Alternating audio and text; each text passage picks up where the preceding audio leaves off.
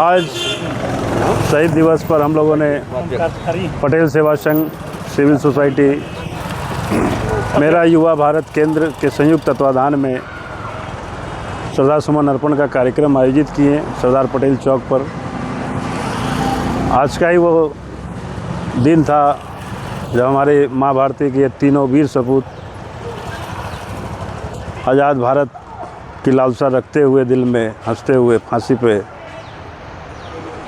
चढ़ गए थे।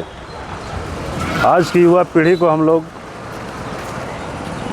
इनके देश प्रेम देशभक्ति की भावना को जगाए रखने के लिए ये कार्यक्रम आयोजित करते हैं, ताकि आज की नई पीढ़ी जाने आखिर भगत सिंह कौन थे, राजगुरु कौन था, सुखदेव जी कौन थे।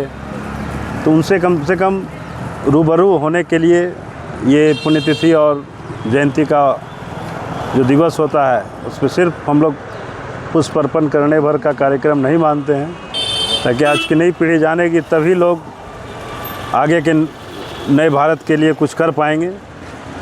और मैं सचिव पटेल सेवा संघ सिविल सोसाइटी दुमका आज की युवा पीढ़ी को क्या संदेश देना चाहेंगे? जहाँ देखते आप इतना महान दिवस है। दिन तो आज का कहा जाए तो ऐसा दिन है कि जिसकी कल्पना नहीं की जा सकती है कि आज के तारीख में जब उन तीनों विभूतियों को, उन तीन माँ लालों को जब अंग्रेज़ के द्वारा फांसी दी गई होगी तो भारत का क्या माहौल रहा होगा, क्या परिस्थिति रही होगी।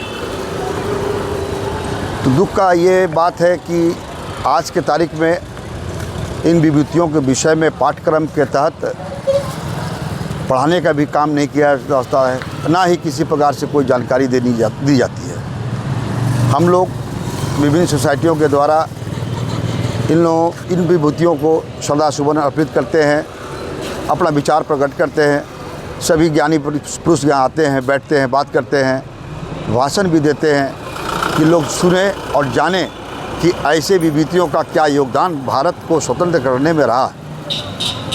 और ऐसे विभूतियों को भुलाने के लिए जो तंत्र काम कर रहा है, ये पता नहीं कौन सा तंत्र है कि इनका पाठ्यक्रम में अंकित नहीं होता है, पाठ्यक्रम में इनकी पढ़ाई, बल्कि ऐसे लोगों की पढ़ाई होती है जो आतताई था, जिसका कोई योगदान नहीं था भारत आज़ाद में।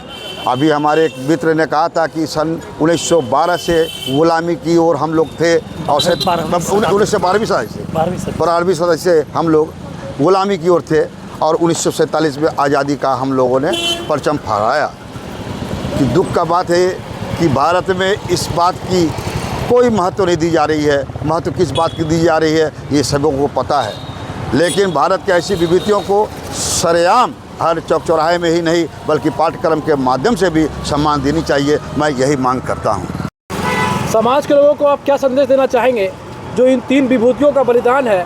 पहले तो मैं आपके इस चैनल को हृदय से आभार व्यक्त करता हूँ कि आप बड़ी जागरूकता से दुमका ज़िले के ज्वलंत सवालों को उठाने का काम करते हैं। इसके लिए बहुत बहुत आत्मीय आभार, धन्यवाद। जहाँ प्रश्न है, अब अगर कोई बच्चों से पूछे कि तुमको अपने माँ बाप से क्या सीखना चाहिए, तो माँ बाप जो कृत्य करते हैं उनसे हम सीखते हैं, जो शिक्षक हमको सिखाते हैं उनसे सीखते हैं। इनके बारे में जो कुछ बताया गया है हमारी किताबों में, उनको सही तरीके से अमली जामा आज तक नहीं पहनाया गया। हमारे अभी मैंने इस कैंपस में जूडो की ट्रेनिंग ले रहे बच्चों की भीड़ से पूछा कि इन तस्वीरों के बारे में बताओ। उस भीड़ में से सिर्फ एक बच्चे ने कहा कि बीच वाले का नाम भगत सिंह है। आप कल्पना करें कि यह देश की कैसी नागरिक चेतना है, शैक्षणिक चेतना है, पारिवारिक चेतना है, राष्ट्रीय चेतना है कि आज ही की तारीख में 1931 के साल में जिन लोगों को बड़ी बेरहमी से फांसी पर चढ़ा दिया गया, उन लोगों की कुर्बानी को हम अपने बच्चों तक नहीं बता पाते हैं कि राजगुरु भगत सिंह और सुखदेव कौन है। हमारे घर के बच्चे नहीं जानते हैं कि मुंबई के पूना प्लेग में प्लेग कमिश्नर रैंडर को मारने वाले चाफेकर बंधु कौन थे। नहीं जानते हैं मेरे घर के बच्चे कि बांग्लादेश जो अभी मौजूदा है उसके चिटगांव क्रांति का महानायक मास्टर सूरज सेन कौन थे।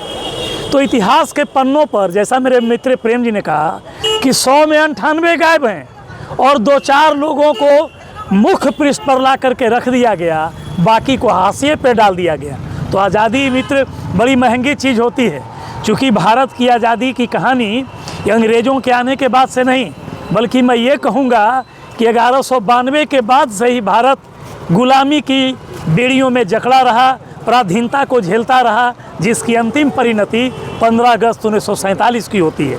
तो इतनी बड़ी लंबी लड़ाई को 2 पन्नों में सिमटा के रख दिया जाना, यह भारत की शिक्षा प्रणाली, भारत की राष्ट्रीय और नागरिक चेतना के लिए दुर्भाग्यपूर्ण अवस्था है।